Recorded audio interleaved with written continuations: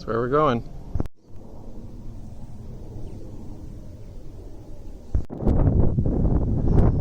Okay, good afternoon. It's a Wednesday. I'm on Montara Mountain in San Mateo County. I have a beautiful view of the town of Montara and the town of Pacifica just beyond that. But I'm not here for views.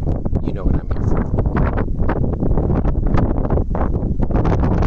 That bad boy right there.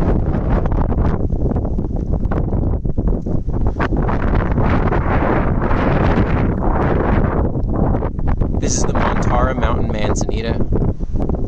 This species is only found here on Montara Mountain, as well as a small population on San Bruno Mountain. These are both in San Mateo County. I am currently on a shallow granitic knob. See, there's a little path coming out here. This is a pretty popular spot for people to eat their lunch. I believe this is part of the game recreation area. And all around me, Arctostaphylos, montaraensis.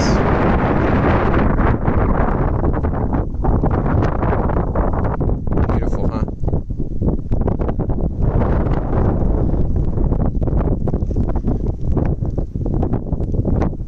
Especially love the lichens growing on the shreddy red bark.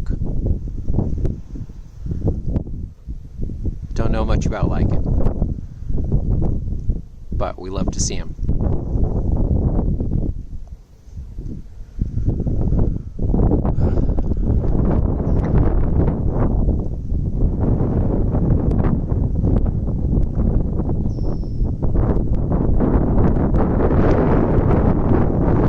Good portion of this hillside is Montara manzanita.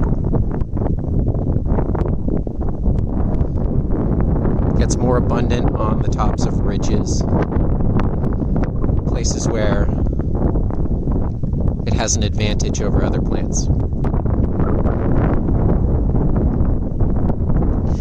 There's a second manzanita here on Montara Mountain. That's the Brittleleaf Manzanita. I'm going to show you that in a minute.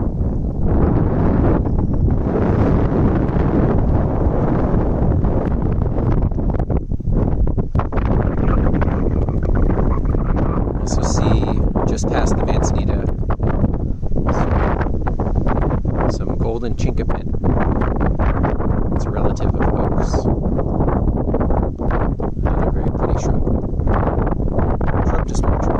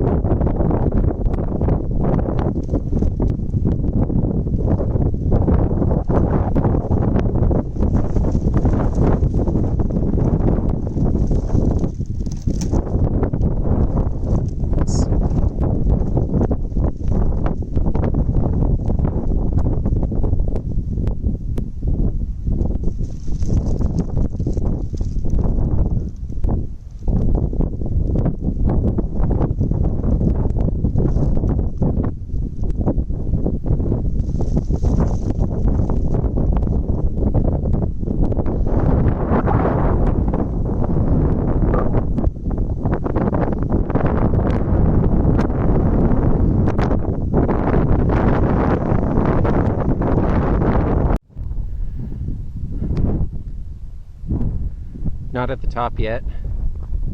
Just wanted to show an example of how shallow soil can be. This plant is growing nearly out of the rock.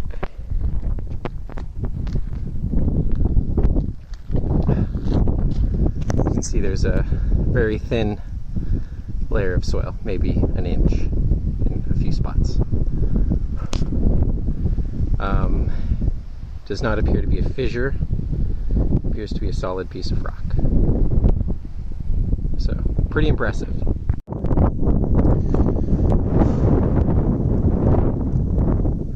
One of the nice things about this hike, especially in the summer, is that Montara Mountain is in the coastal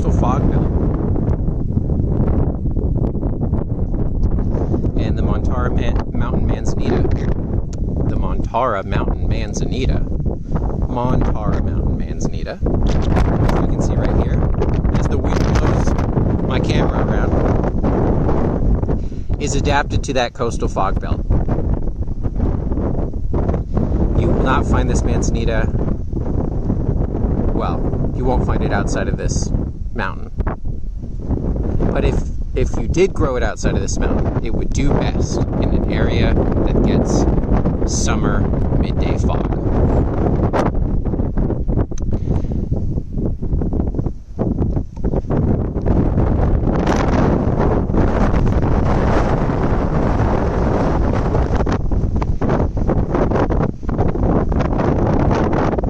There are about 100 species of manzanita. One of them is found all across the northern hemisphere.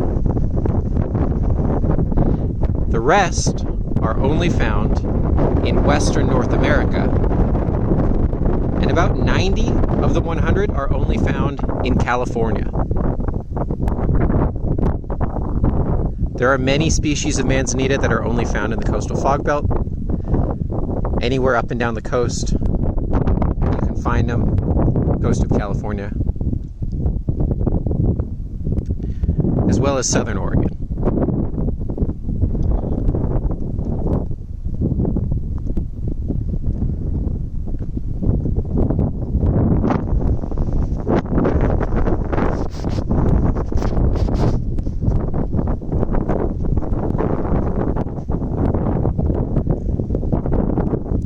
This ecosystem is called maritime chaparral.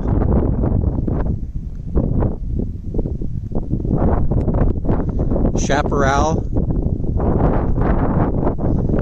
is a miniature forest, usually with plants about 6 to 10 feet tall,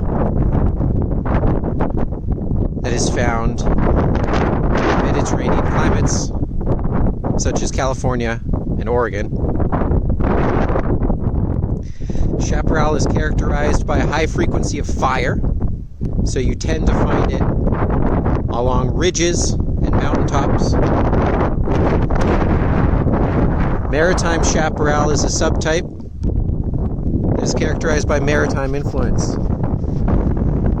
aka influence from the ocean.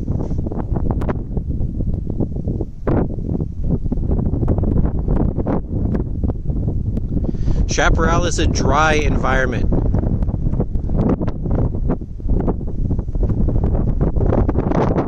So you find plants that are wow. It's dry, okay?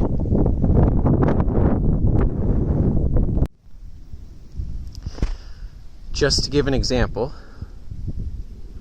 of how big they can get. This one is also a Montara mountain manzanita.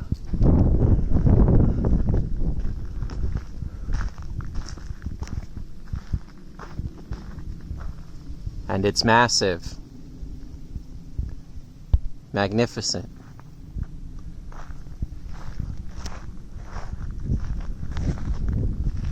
Malicious? Oh.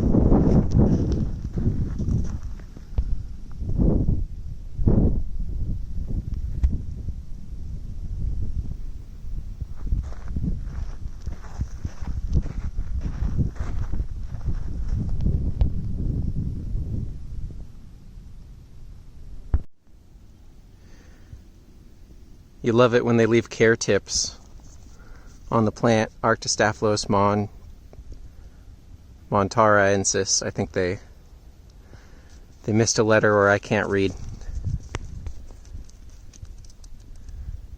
Can be pruned 2 feet by hand. I presume that means per year, which, on a plant that big, it's pretty conservative.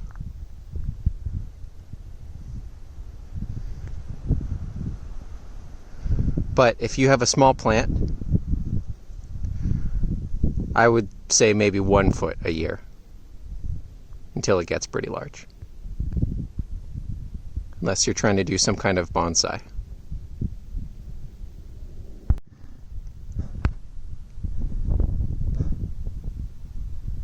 Gotta take a thistle break.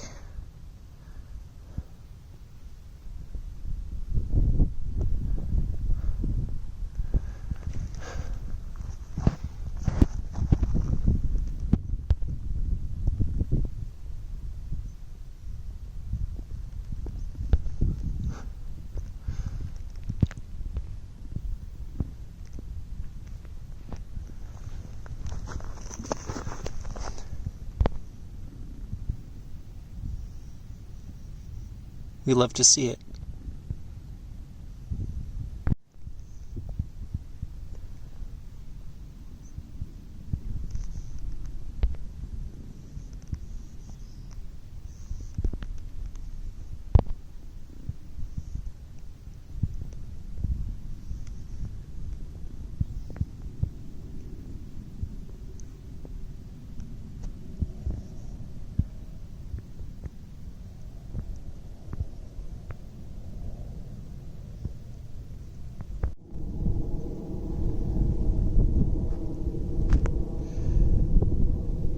Thistles are biennial, meaning they have a 2-year life cycle.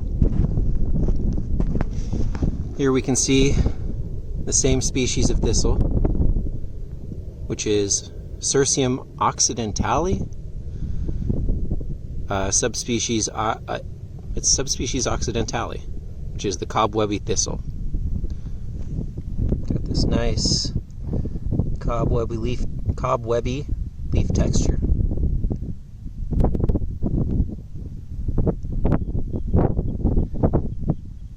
So during its first year, it looks like this, and then during its second year, it grows a stalk, and it looks like the plants that we saw earlier.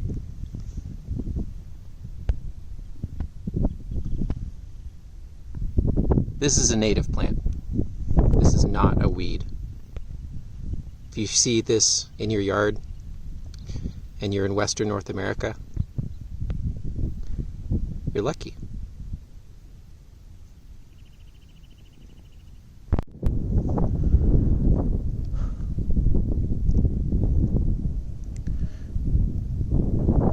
I've made it to one of the summits of Montara Mountain. And just before the top, one final manzanita.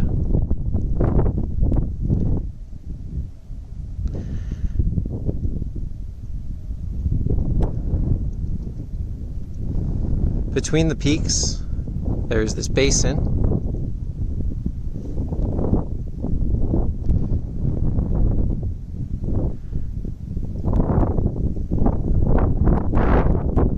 Which is a beautiful example of a marine prairie ecosystem. Very short grasses, annual wildflowers, and a rusting 50s Chevy. But up here, on the steep hillside, we are in chaparral.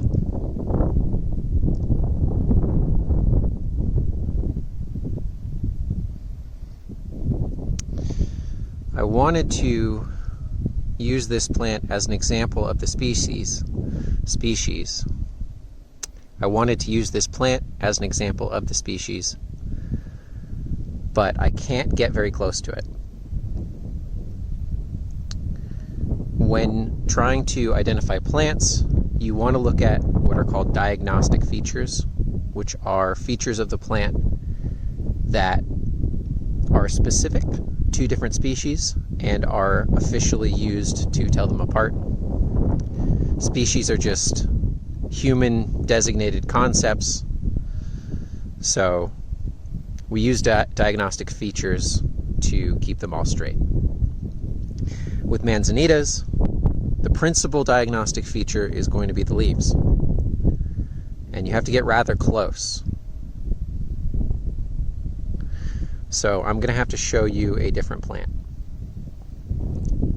But it's a nice day.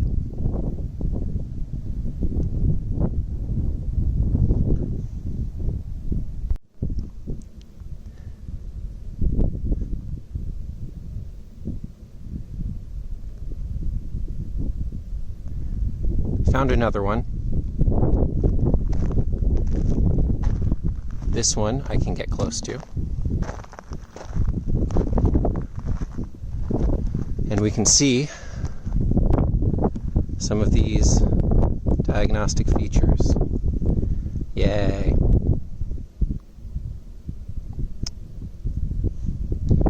With Arctostaphylos, in my opinion, the first thing that you want to look at are the leaves. For Arctostaphylos montaraensis,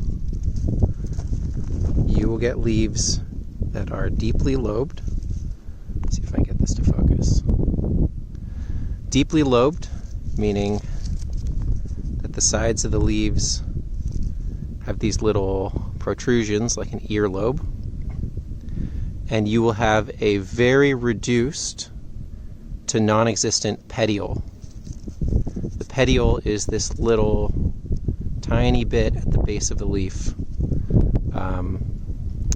sort of like the stem of the leaf, if you want to think about it that way. So it's going to have no petiole or a very small petiole and lobed leaves. That means that the leaves are clasping, so you can see that they ride very close to the stem rather than being on little mini stems of their own. On Montara Mountain, you're done, because the other species of Manzanita, Brittleleaf Manzanita, has petioles and usually does not have lobed leaves. There are individuals that have lobed leaves, but if you see long petioles, you're done. It's a brittleleaf. If you see no petiole, you're done. It's a Montara. That only applies here. But elsewhere, you can consult your field guide and go to the next step. With Manzanitas, generally the next thing you're going to want to look for is the presence of a root burl. That is going to be a swollen protrusion at the base of the stem, which this shot is not very useful because Montara Mountain Manzanita does not have a root burl. If I run into a nice brittle leaf on the way down that has a nice big bulge, I will take a short video of that. So bulge or no bulge at the base of the trunk, burl or no burl. In addition to that, you're going to want to look at the fruit or flowers, if you can find them. Some Manzanitas have sticky fruit, some Manzanitas have sticky flowers, sometimes they have larger fruit. In the case of Montara Mountain Manzanita, you can look at this cluster of little leaflets. This is actually an immature flower cluster. Next year, this is going to turn into a cluster of flowers. And on Montara Manzanita, they're often covered in fine sticky hairs, just that part of the plant. Well, that part as well as the stems. The ends of the stems.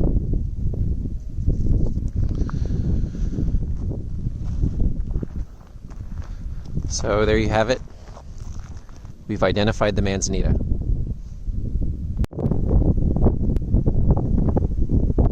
And we have a lucky encounter. This is Exobasidium Arctostaphyli, I believe. This is actually a fungus. It's a part of the plant, but it is a part produced by a fungus, an Exobasidium is the genus, that is infecting the plant. And it makes these reddish new growths, and I believe that their function is for insects to land on them thinking that they're flowers, and in doing so, the insects pick up some spores that these growths exude, and then perhaps they will fly to another plant and deposit them.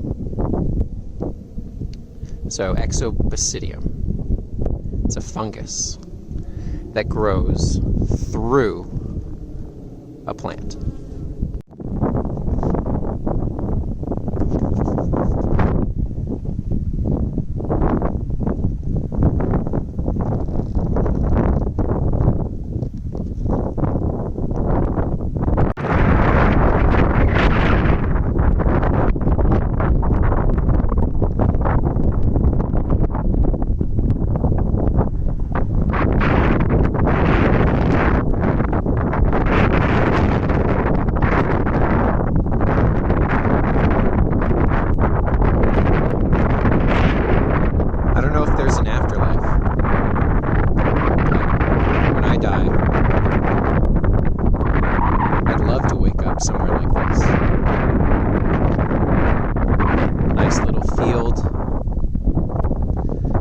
Western thistle. Cobwebby thistle.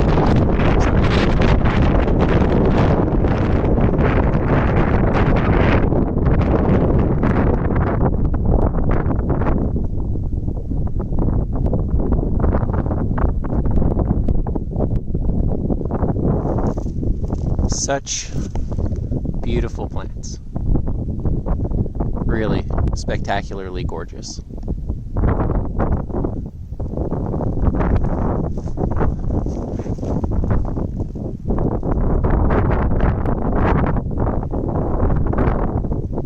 Amazing.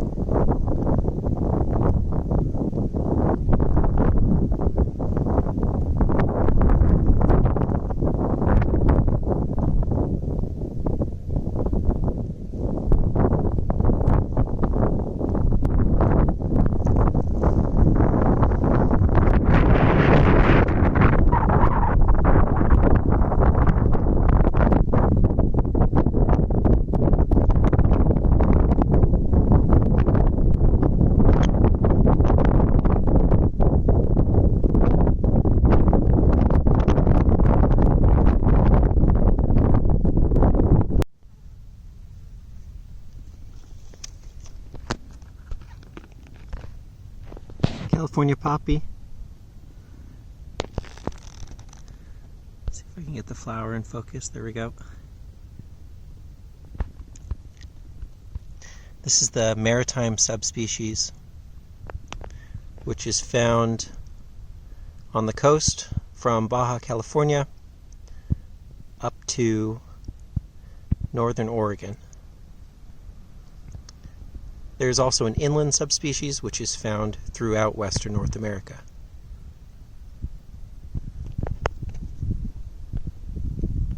Very pretty plant. Saying farewell to the summit. I may document a few plants on the way down. And right on time, to spoil the mood, my least favorite plant, the imposter. Coast Silktassel is what this vile thing is called. Garrya elliptica. You can see it is called that. Well, I guess the flowers are a little more tassel-y than these immature inflorescences. But it has these pendant flowers that look like little tassels. I despise it.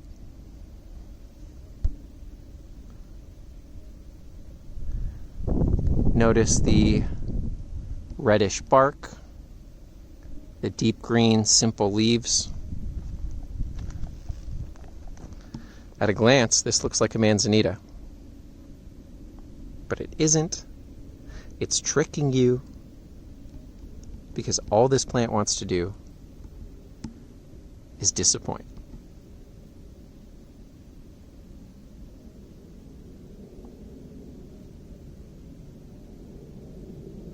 Despicable.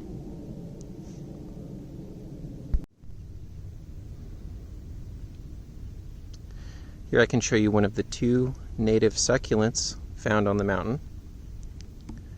This is Pacific Stonecrop, Sedum spathulifolium,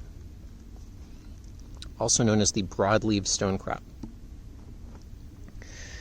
You can find stonecrops in alpine areas and on cliff sides all around the northern hemisphere. But this one is found on the Pacific coast. And it is forming a beautiful carpet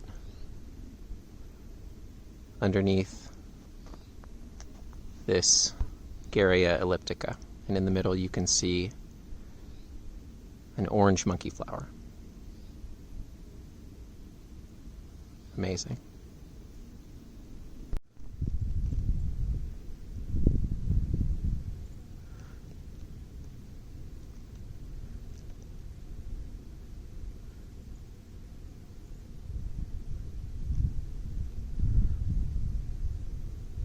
This is the second native succulent that you can find on Montara Mountain.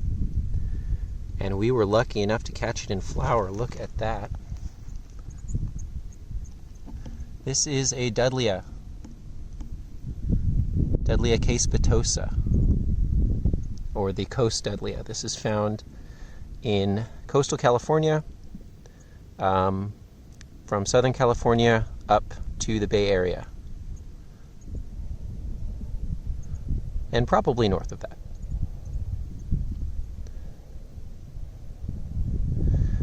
Dudleya, the genus, their common name is Liveforever, and they deserve that name. Plants have been documented to live over 100 years. Part of how they do that is by growing extremely slowly. The other way that they do that is by reproducing asexually, like you can see this one may have done here, where little pups come off the side of the plant. This actually looks to me like a cluster of individual plants. Dudleya are diagnosed primarily by their flowers, so they are really hard to tell apart until they flower. In my opinion, you kind of have to go off of geography more than anything else. They bear a striking resemblance to another genus of plants called Aeonium. Aeonium are commonly grown in yards and pots in mild climates, and they are closely related from what I understand. Aeonium are native to Mexico, I believe, whereas Dudleya are found in all over North America. I think Aeonium are also, I could be totally wrong about Aeonium. Don't believe me about Aeonium. Believe me about Dudleya. They're cool. Great plants.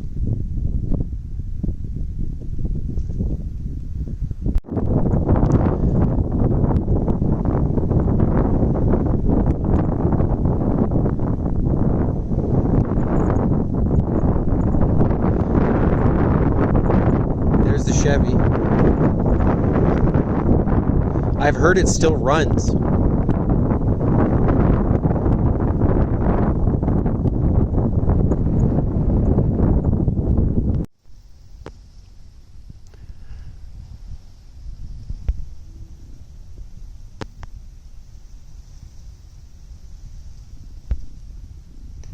This is a Dudleya, Castilleja, whichever you prefer. And this plant is a parasite. Well, a hemiparasite.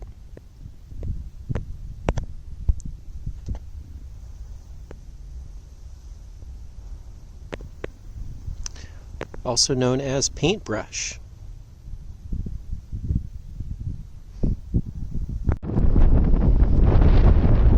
Okay, finally found a brittleleaf, so I can show you side by side how to identify them. First, we're going to look at montaraensis. You can see the leaves are deeply lobed, clasping to the stem, and they have, it's tough to see, but they have pretty much no petiole. And just at a glance, you can see the way that the leaves orient themselves is pretty distinctive. Compare that to Brittleleaf.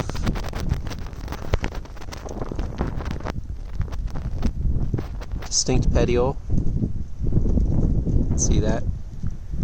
It's pretty distinct. The leaves are slightly lobed, but not deeply and not every leaf.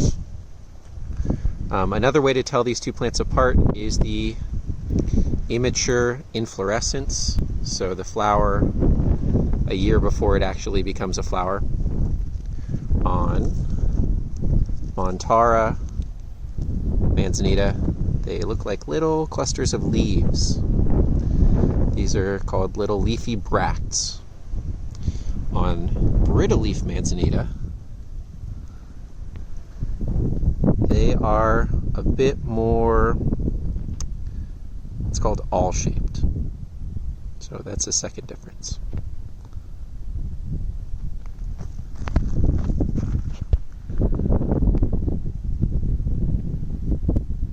At least with these two plants, the color is also slightly different. But I find color to be very misleading.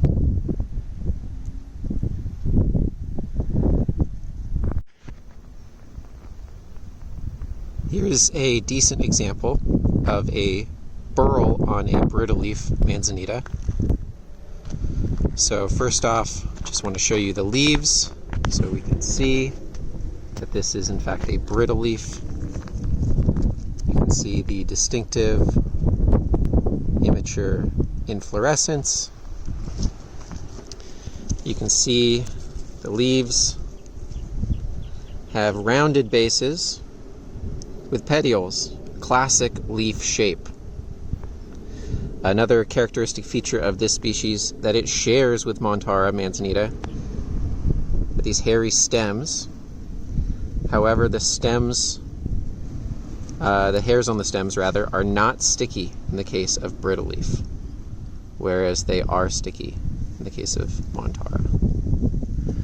But none of that matters. What I wanted to look at was the burl. The bulge. There it is. Getting closer. Oh gosh, lens flare. Okay. The burl, you can see the base of the stem is bulging, and that allows the plant to resprout after a fire.